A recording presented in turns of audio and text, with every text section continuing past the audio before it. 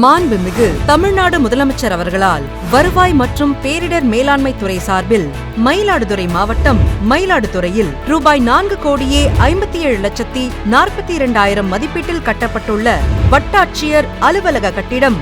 நாகப்பட்டினம் மாவட்டம் நாகப்பட்டினத்தில் ரூபாய் 4,97,00,000 மதிப்பீட்டில் கட்டப்பட்டுள்ள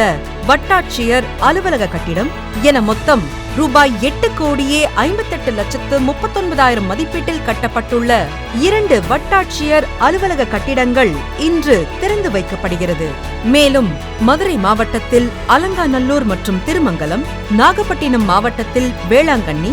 தேனி மாவட்டத்தில் கோடாங்கிப்பட்டி, கடலூர் மாவட்டத்தில் புதூர், கிருஷ்ணகிரி மாவட்டத்தில் சூலகிரி மற்றும் கல்லாவி, கள்ளக்குறிச்சி மாவட்டத்தில் செங்குறிச்சி, புதுக்கோட்டை மாவட்டத்தில் வல்லநாடு மற்றும் மலையூர், மயிலாடுதுறை மாவட்டத்தில் திருவேங்காடு, திருப்பூர் மாவட்டத்தில் கரடிவாவி, கோயம்புத்தூர் மாவட்டத்தில் வரப்பட்டி, சென்னை மாவட்டத்தில் மதுரவாயில், தூத்துக்குடி மாவட்டத்தில் பல்லக்குறிச்சி மற்றும் மணியாச்சி, திருநெல்வேலி மாவட்டத்தில் முக்கூடல் மற்றும் தாழையூத்து, காஞ்சிபுரம் மாவட்டத்தில் சுங்குவார் சத்திரம், ராமநாதபுரம் மாவட்டத்தில் திருப்புலானி மற்றும் திருவாடானை, சிவகங்கை மாவட்டத்தில் சிங்கம்புனேரி, தஞ்சாவூர் மாவட்டத்தில் துவரங்குறிச்சி மற்றும் தேவனாம்பேரி, செங்கல்பட்டு மாவட்டத்தில் திருப்போரூர் என பல்வேறு இடங்களில் ரூபாய் 7,47,21,000 மதிப்பீட்டில் கட்டப்பட்டுள்ள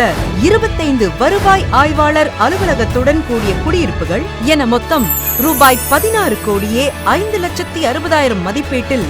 புதியதாக கட்டப்பட்டுள்ள 27 வருவாய்த்துறை கட்டடங்கள் இன்று திறந்து வைக்கப்படுகிறது.